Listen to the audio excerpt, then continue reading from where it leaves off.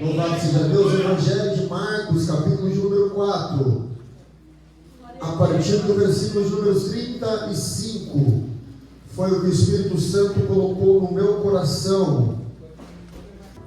E naquele dia, sendo já tarde, disse-lhe: passamos para o outro lado. E eles, deixando a multidão, o levantou. Contigo também havia outros barquinhos. E levantou-se uma grande temporal de vento, e subiam as ondas por cima do barco, de maneira que já se enchia. E ele estava na polpa, dormindo sobre uma almofada. Então, despertando, dizendo: Mestre, não se dá que perecemos? E despertando, repreendeu o vento e disse: Mar, cala-te. Mar, aquieta-te. E o vento aquietou, e houve grande bonança. Pode se assentar, meu filho, camarada?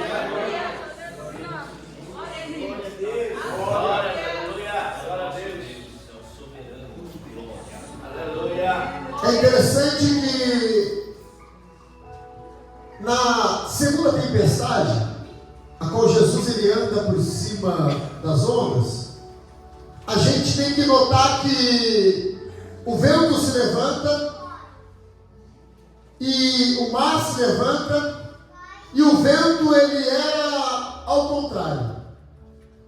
E cá para nós, o vento ele não sopra contrário por acaso. A Bíblia vai dizer que Jesus ele dá uma ordem aos discípulos: entre no barco, naveguem até o outro lado, naveguem para Betsaida. Aí os discípulos entram dentro do barco e naufragam e vão em direção a Cafarnaum. Aí é o motivo do vento ao contrário. Todas as vezes que Deus der um direcionamento para você, e você for ao contrário ao direcionamento de Deus, o vento vai soprar ao contrário. A gente vê isso no livro de Jonas. Foi dada uma ordem a Jonas: levanta e vai à cidade de Nínive e prega contra ela. Jonas entra dentro do barco e vai ao destino ao contrário. E o que acontece? O vento ele vem ao contrário. Só que o vento ao contrário aqui não é para afundar o barco. O vento ao contrário é para trazer o barco para a direção certa. Então tem vento, tem tempestade que é provocado pelas nossas atitudes. Agora nota-se, nesta ocasião, Jesus repreende o mar e o vento, e só repreende aquilo que é maligno. É interessante que, se a gente for analisar nos evangelhos, Jesus ele é soberano sobre a morte, sobre a natureza, sobre as enfermidades. E é interessante que eu não posso entrar nessa mensagem sem um contexto. Jesus Cristo, o meu e o seu Cristo, ele vem à Terra de uma forma muito simples. Ele não nasce numa grande maternidade, nem num palácio. Ele vem à Terra por intermédio de Maria. Todos sabem que era virgem, e ele nasce numa Macedônia. Ele nasce num lugar onde eu tenho certeza que nenhum de nós queria que o nosso filho nascesse. Então a gente vê que Jesus ele passa por humilhação desde o nascimento. Começa a crescer. E o texto vai dizer que aos 12 anos de idade, ele é esquecido dentro de uma sinagoga. E é interessante que dentro dessa sinagoga, lugar de gente entendida, lugar de gente que conhece muito bem a lei, a Torá, os mandamentos, e a Bíblia vai dizer que ele deixa doutores e entendidos de boca aberta com tanto conhecimento. Eu estudo teologia, eu faço teologia pela faculdade FAESP, mas o maior conhecimento que eu peço a Deus é aquele conhecimento a qual você entra dentro do seu quarto, você fecha a porta, dobra o seu joelho e diz: Senhor, revela a mim o que o Senhor não revela para ninguém. O conhecimento do homem é bom, mas o de Deus ele é perfeito, ele é agradável. Revela a mim aquilo que o Senhor não revela a ninguém. Porque o que adianta eu ter o conhecimento da terra e não ter a unção e o direcionamento de Deus? Papai está dando unção do céu para vida de pessoas. Papai está entregando um novo conhecimento na sua vida aqui nesta noite. Só que agora aquele menino com tanta sabedoria e inteligência, ele simplesmente é esquecido. Ninguém fala mais de Jesus. E eu fui orar e Deus me explicou uma situação. Porque o que acontece agora? Jesus ele vai para a sua casa, vai aprender uma profissão. Antes de ele começar o seu ministério poderosamente, antes de ele curar, de ele libertar, de ele fazer proezas, primeiro ele vai para a sua casa. Porque o nosso maior ministério é a nossa casa. Quer ser profeta? Primeiro cuida da casa. Quer ser pastor? Primeiro a casa. Quer ser levita? Primeiro a casa. Não adianta eu pregar e não cuidar da casa. Não adianta eu pregar e esquecer do casamento. Fala mesmo! Então a primeira coisa que eu aprendi dessa mensagem, antes de Jesus ele começar o seu ministério, primeiro ele foi para casa, aprendeu uma profissão. Só que não tem como falar de Jesus se não falar daquele que foi o escolhido para preparar o caminho. E é interessante que esse alguém, ele é alguém que ele é cheio desde o ventre de sua mãe. A Bíblia vai dizer que a sua mãe Isabel, uma certa vez foi à casa de Maria, sua prima, e o texto vai dizer que quando elas chega perto uma da outra, o ventre de Isabel começa a tremer, começa a sacudir, e o menino é cheio do Espírito Santo desde o ventre de sua mãe. O nome dele, revelado por Deus, João, a qual foi entregue aos babuínos ao deserto, e ele tinha a responsabilidade de preparar o caminho para o Messias. E João Batista também é um ministério que é extraordinário, é um ministério que chama muito a minha atenção. Por quê? João Batista ele vai para o deserto, e é interessante que o camarada ele não tinha aparência, Se João Batista entrasse aqui agora, alguém ia olhar para João Batista e ia dizer: quem é isso? O camarada é quadrado, o camarada é fora dos perfis de beleza, da moda. O texto vai dizer que a roupa do homem era de pele de carneiro.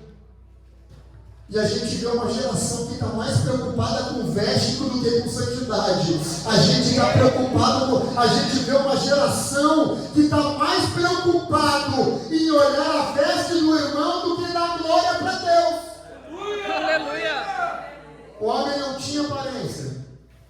O paladar era um paladar diferenciado. Comia mel silvestre e gafanhotos. E para ajudar, aonde ele pregava a mensagem? Deserto. Quem quer pregar e ouvir no deserto? Para quem não sabe, deserto, profeta, à noite o frio é extremo. Hoje a gente vê qualquer garoinha, o crente já fala: eu não vou para a igreja porque está chovendo, eu não vou para a igreja porque está frio. A Bíblia vai dizer que o povo saía da sinagoga e ia até o deserto ouvir uma palavra de João Batista, que também não é uma palavra como a minha geração quer ouvir, porque a minha geração, ela gosta de melzinho na chupeta, que Deus está dando, que Deus está entregando, que Deus está levantando. João Batista não tinha isso, era raça de víbora. Até quando fugirão da ira vindoura? Arrependei-vos, arrependei-vos, arrependei-vos. A mensagem era dura, mas era uma mensagem que salvava. E sabe o que é interessante, meus pastores? O camarada tinha tanto de Deus que ele... Vou falar isso aqui. A mensagem no palácio era a mesma que a mensagem no deserto. Cá para nós, porque a gente vê uma geração que, se o camarada chega com a BMW na porta da igreja, eu vou falar isso aqui, se chega com a BMW, se tem uma condição boa, a profecia muda da boca do profeta. Para o pobre é uma profecia, para o outro é outra, para o rico é outra. Para o João Batista não tinha essa, era madeira de tiro embaixo e madeira de tiro em cima, e aí a palavra, a verdade era pregada. A gente precisa de palavra, a gente precisa de ouvir a verdade, a gente precisa de mais João Batista nos dias de hoje. Sabe o que é mais interessante? João Batista, ele sabia que ele seria apenas aquele que era incumbido de preparar o caminho para outro vir se destacar, vaso. Isso mexe muito comigo, sabe por quê? Por muitas das vezes a gente quer ser a última bolachinha do pacote, a gente quer ser o centro das atenções. Se eu não pregar, o céu não se abre, se eu não louvar, a igreja não é avivada. Ei, aqui não tem quem canta mais, quem canta menos, aqui tem adorador para Cristo, aqui tem João Batista. É necessário que ele cresça e eu diminua, que ele cresça e eu diminua.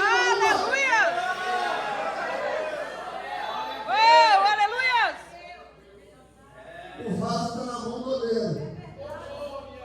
Se o oleiro tirar o pé, ai de mim, não sai mais nada. Somos apenas instrumento, quem tem que aparecer é Deus. E João Batista sabia disso. Ele sabia tanto disso que ele dizia: eu vos batizo com água para arrependimento de pecado, mas vai vir um depois de mim, que esse eu não sou digno nem de desatar as sandálias dos seus pés, porque esse batizará com fogo e com Espírito. O Jordão estará todo calmo, normal. Quem que chega perante o batismo de João Batista? O Cristo. A Bíblia vai dizer que ele olha para Jesus e ele fala: não posso, não tem como, eu que tenho que ir até você e você vem até mim. Cristo olha para ele e fala: deixa que eu vá, para que se realize toda a justiça da palavra, é necessário que eu vá.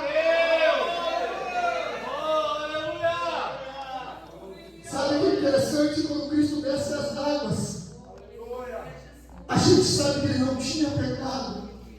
Ele passa a ser contado como um pecador por mim e por você. Eu estou sentindo a graça dele aqui. Eu estou sentindo a presença dele aqui.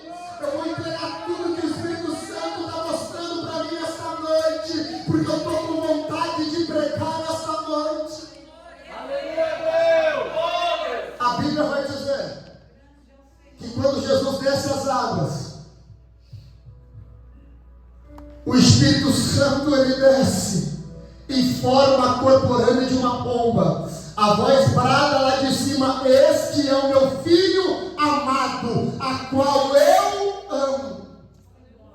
No Evangelho de Mateus está escrito assim: Só que eu gosto do livro de Lucas, porque Lucas, além de doutor, ele é um historiador. Ele dá alguns detalhes que os outros evangelistas eles não dão. E se você analisar o livro de Lucas, vai dizer assim, que depois de subir as águas, ele foi ao canto a fim de orar.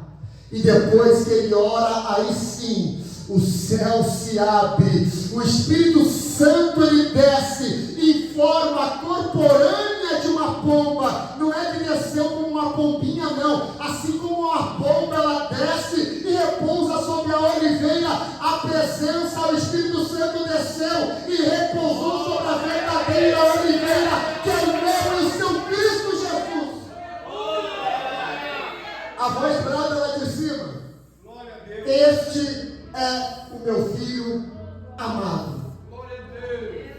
Agora eu abro um parênteses aqui para você nesta noite. Se o céu está dizendo que você é filho, você acha que o fofoqueiro tem a capacidade de dizer que você não é? Se o céu está dizendo a sua família é filho, você é filho, você está debaixo de uma promessa, deixa o fofoqueiro falar que você não é, deixa o linguarudo falar que você não é. O importante é que o céu está dizendo: você é filho, a sua família é filho, você está debaixo de uma presença. Só que eu quero destacar uma coisa aqui. O céu, ele não abre com uma pregação. O céu, ele não abre com louvor. O céu só se abriu quando ele dobrou o joelho para orar. Eu vim aqui nesta noite dizer para você: o céu se abre na oração. Se você orar nesta noite, o céu vai se abrir. Se você orar, Deus liberta. Se você orar, Deus cura. Se você orar, a porta permanece aberta. Eu vou dizer que eu estou vendo aqui nesta noite. Eu vejo Deus dando livramento por intermédio da oração. O diabo achou que ia ser morte, mas através da oração Deus está dando livramento. Aleluia!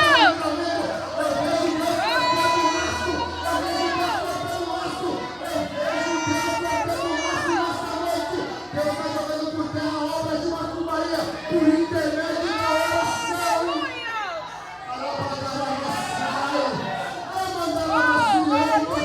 Pensaram que você não ia chegar lá, mas a igreja está orando, a igreja está orando.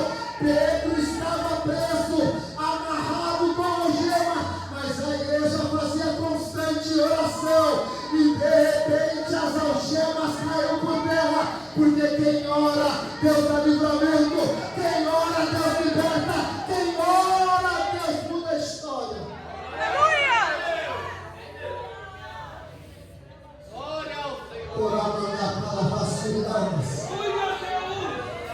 Cristina, eu olhava para você e o Senhor me mostrava uma ferramenta. E eu falei: o que é isso, Senhor? Fala para minha serva, Ramandá Calavasurianda, que a luta está travada. Quantos têm sido os levantes de Satanás contra a casa, contra a família? Mas fala para ela que a ferramenta está na mão dela. A ferramenta a qual eu entreguei na mão dela. E essa ferramenta se chama oração. A oração, a oração. Papai está dizendo: ei, tem muita gente da sua família que não desceu à sepultura, porque você está orando, porque você está orando. O segredo é continuar orando, porque eu vejo Deus entrando dentro da sua quarentena com uma grande libertação. Talvez ninguém dá nada, talvez todo mundo fala que é impossível, mas o que é impossível para a terra, para o céu é possível, para o céu é possível, para o céu é possível. Papai está dizendo aqui: ei, a oração faz o que a terra não faz. Eu vou falar o que Deus está dizendo aqui, ei. Papai está dizendo aqui: ei, você de joelho no chão é mais forte do que um exército inteiro armado. Continua orando, continua orando, continua orando, porque Deus está dando grande livramento nesta noite. Eu vejo nitidamente Deus cortando o laço nesta noite. Deus cortando o laço nesta noite.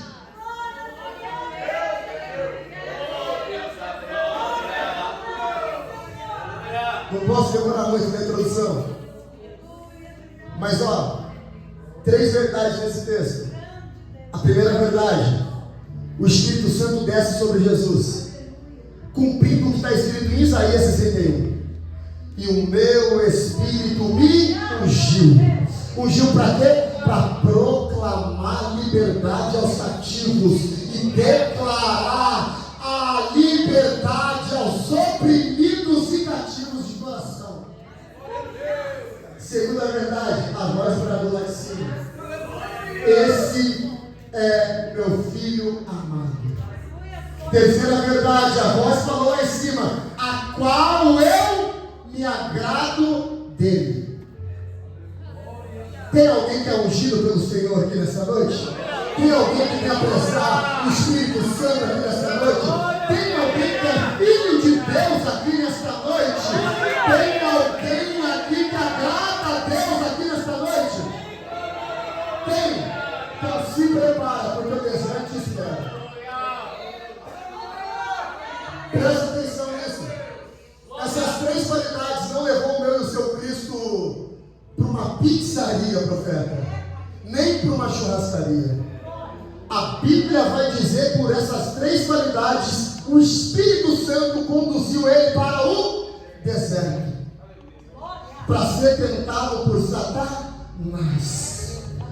Aí Deus me dá autoridade aqui nesta hora para profetizar para você: esse deserto não é para te matar, esse deserto não é para te parar, esse deserto é para te dar estrutura, esse deserto está te dando crescimento. Pode adorar, porque esse deserto não é para a morte, esse deserto está dando crescimento para a igreja, porque deserto não é lugar de fofoqueiro, e deserto não é lugar de filho do diabo. Deserto é lugar de crente cheio do Espírito Santo. Deserto é lugar de filho. Deserto é lugar de pessoas que estão agradando a Deus. Cada deserto pode dar glória, que esse deserto é passageiro. Esse deserto é passageiro. Papai está falando aqui no meu coração, pastores. Tem pessoas que estão aqui dentro, que estão até adorando, dando glória, mas só Deus sabe o tamanho da luta que está em casa, só Deus sabe o tamanho da prova que está passando. E Deus me trouxe aqui para te dizer: ei, o que você passa hoje não se resume no que Deus vai fazer na sua vida amanhã. Essa prova vai passar, esse vento é passageiro. Papai está chegando aí nessa noite.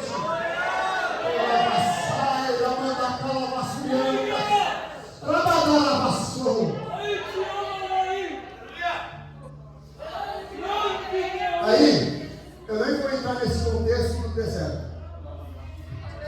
Vamos direto para esse texto, eu já preciso terminar. Agora que eu vou começar a pegar. Aí, no capítulo 4, versículo de número 35, a Bíblia vai dizer que ele entra com os discípulos dentro de um barco. Dessa vez, Jesus estava dentro do barco. A outra vez, os discípulos foram sozinhos. Cá para nós, quando Jesus está dentro do barco é mais fácil, né? O difícil é você adorar, você bem dizer e você olhar para dentro do barco e você falar: cadê o meu Cristo que não está aí?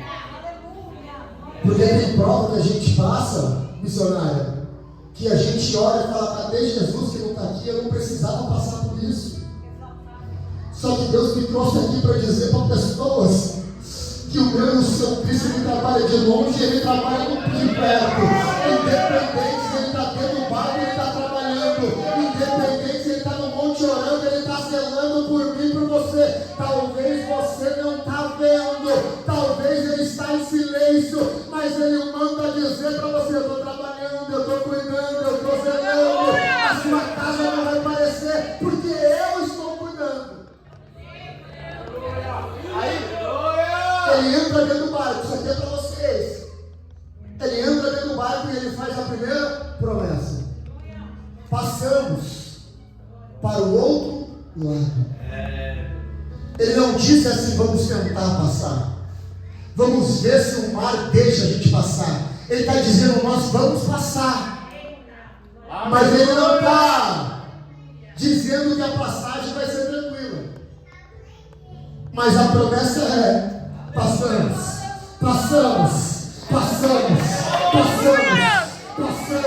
Papai está dizendo: ei, a promessa é minha, eu prometi que você vai chegar. Pode se levantar, Satanás, você vai chegar. Pode se levantar o vento, você vai chegar, porque a promessa é minha. Aleluia!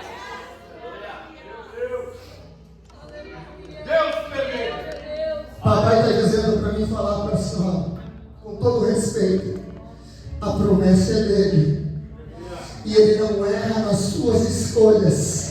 Ele está falando para ti: fala para minha serva que eu prometi e eu vou cumprir. Papai está dizendo: não se preocupa com o levante, não se preocupa com a adversidade, porque eu estou no seu barco. Você vai chegar, a sua família vai chegar, porque papai está entrando naquela casa hoje com uma grande libertação. Papai está trabalhando no coração, na mente, porque você vai cantar aquele hino: eu e minha casa, a minha casa e eu serviremos ao Senhor.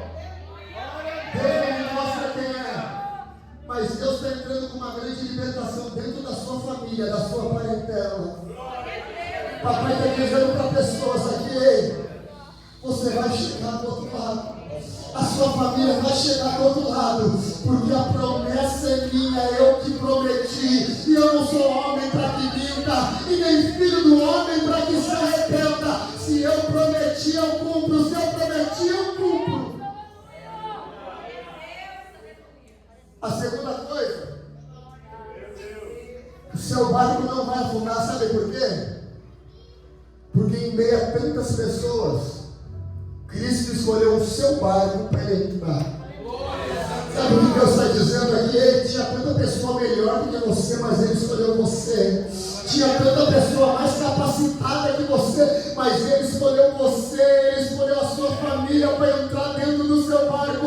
O seu barco não vai afundar, a sua família não vai parar, porque quem está dentro do barco, ele garante a promessa. Aquele que está dentro do barco, ele é aquele que dá visão ao cego, ele é aquele que faz o paralítico levantar, ele é aquele que venceu a morte, eu vou dizer, é aquele que tem a chave de Davi, que tem a chave do inferno e da morte. O que abre ninguém fecha, e o que fecha ninguém abre. Papai está dizendo aqui, com muita simplicidade, em meio a tantas pessoas, ele escolheu você. Você já parou para pensar que tanta gente batia no peito, dava uma de religioso que era santo, e cadê essas pessoas hoje? Mas você, com a sua simplicidade, com a sua humildade, está aqui. Sabe por quê? Não adianta ser santo, Jesus tem que estar dentro do barco. Aleluia! Papai está dizendo aqui, em meio a tantas lutas, tanta dificuldade, você está aqui dando glória, você está aqui dando aleluia, porque eu estou dentro do seu barco. Terceira coisa que me chama a atenção, e é muito importante, o texto ele é claro em dizer que havia também outros barquinhos. Só que me mostra no texto que esses outros barquinhos chegaram do outro lado. Sabe por quê? Tem tempestade na minha, na sua vida, que se Cristo não estiver no barco, a gente não aguenta. O barco não aguenta. Certamente, esses barcos viraram. Mas o que aconteceu com essas pessoas? Correram para o barco de Cristo. Porque o meu e o seu Cristo, ele não faz acepção de pessoas. O meu e o seu Cristo tem um coração imenso e sempre cabe mais um. A Bíblia vai dizer: ide pregai o Evangelho a toda criatura. Sabe o que Deus está dizendo aqui nesta noite? O seu barco não vai afundar, porque o seu barco vai servir de escape para do outro lado. Eu estou dizendo aqui, pega essa revelação. Eu estou dizendo que você é barco e tem muito barquinho te observando. Se você parar, eles param. Mas se você continuar através do seu barco, eles vão chegar do outro lado. Eu estou dizendo que Deus está levantando nesta igreja missionários, evangelistas, pessoas que pregam a palavra. Eu estou dizendo que tem muita gente te observando e através de você, eles vão chegar lá. Pastor, levanta a sua mão direita. Papai está dizendo assim: fala para o meu servo que esse processo não é para a morte, esse processo é para o meu nome ser glorificado. Ele manda dizer que ele tem visto todas as lutas, as dificuldades, mas é ele que te justifica e se prepara, porque Deus está mandando dizer para você: você é barco e tem muito barquinho esperando você para chegar do outro lado. Eu estou dizendo que Deus te levantou como ganhador de almas, como pescador de homens, assim como Pedro. Papai diz que a partir de hoje você vai ser pescador de homens. Essa unção está sobre a sua vida. Papai está dizendo: tem muita gente te observando, tem muita gente te olhando. Se você parar, eles param, mas se você continuar, o seu barco vai servir para levar muita gente para o outro lado. Eu estou dizendo que Deus vai te usar para ganhar muitas almas para Jesus. Papai está levantando evangelistas, missionários nessa noite. Eu vou encerrar.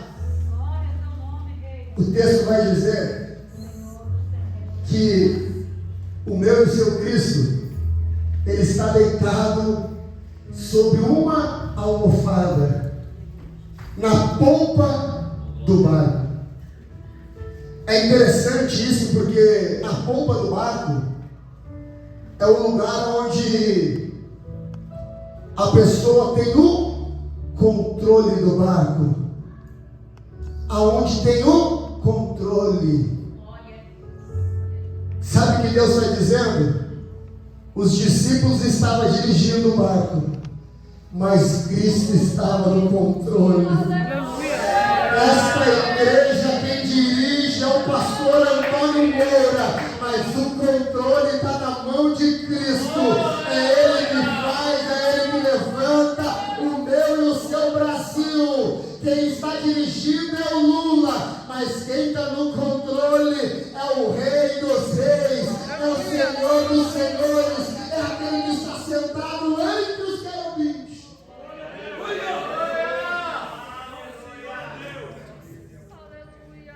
Eu não te conheço, mas o Espírito Santo está mandando dizer para você: fala para ele que eu estou no controle de tudo. Fala para ele que eu estou no controle de tudo. Estou no controle da finança, estou no controle da família. Eu estou no controle. Sabe o que ele manda dizer para você ter essa revelação? Ele te trouxe aqui nessa noite para te dar uma resposta. Porque essa resposta você mesmo tem pedido para Deus. Sabe o que ele manda dizer para você? Apenas descansa. Como assim? Paulo plantou, Apolo regou, e depois eles foram descansar, porque aquele que dá semente é o que dá o crescimento. Papai está dizendo: apenas descansa no Senhor, porque eu estou no controle de tudo. Eu estou no controle da família, eu estou no controle de tudo. Assim diz o Senhor para ti.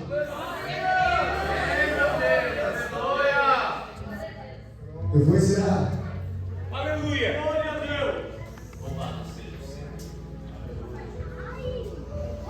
Enquanto você louvava, o Espírito Santo ele me mostrava flechas de fogo. E eu falei: o que é isso? Fala para ele que assim como a flecha na mão do arqueiro, é ele nas minhas mãos.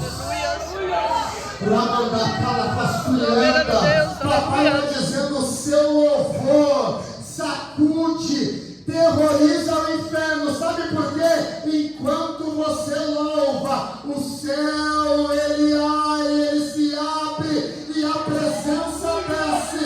Porque não adianta só louvar, tem que louvar com unção, tem que louvar com autoridade. E papai está dizendo: ei, você nem imagina o que eu vou fazer ainda, o que o olho não viu, o ouvido não ouviu e nem chegou neste coração.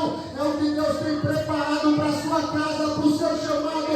Porque papai está dizendo: não é hora de parar. Porque eu vou dizer, eu vejo você louvando e pessoas sendo batizadas com o Espírito Santo. Eu vejo você louvando e a igreja sendo tomada pela presença. Sabe por quê? Aleluia! Isso é promessa, filho.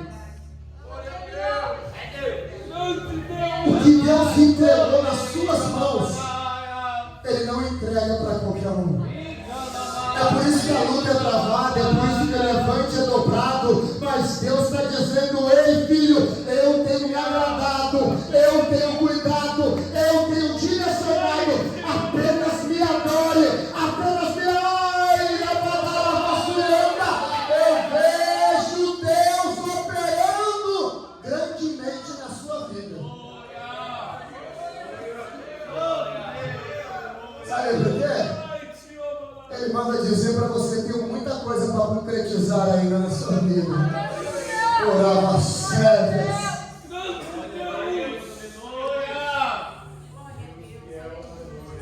Sabe o que é interessante?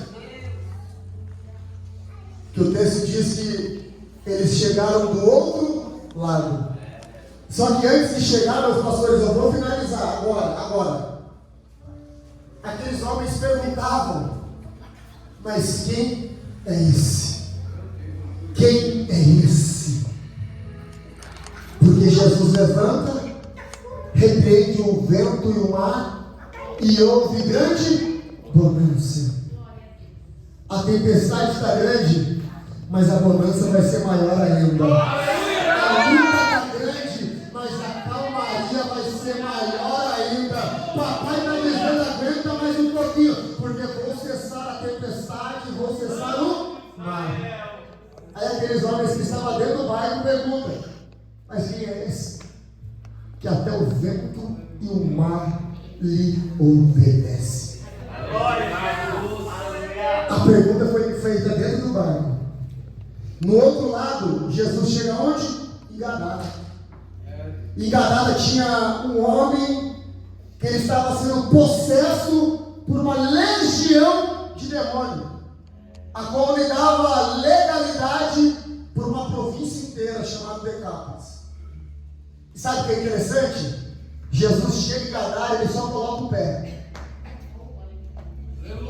Automaticamente aquele homem já corre na direção de Jesus e ele clama: Filho do Deus Altíssimo, por que me atormentas? Eu vim aqui dizer para você que a resposta que eles não tinham dentro do barco.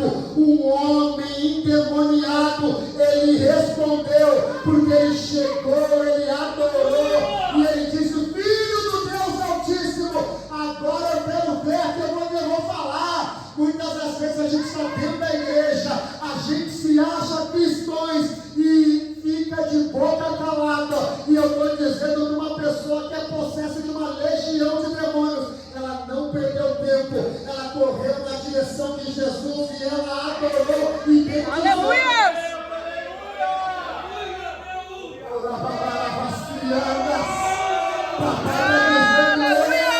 Cadê a igreja que adora? Cadê os adoradores desta noite? Enquanto você adora, papai liberta a sua casa. Enquanto você adora, transforma vidas nesta noite. Enquanto você adora, papai lhe desce com uma grande libertação.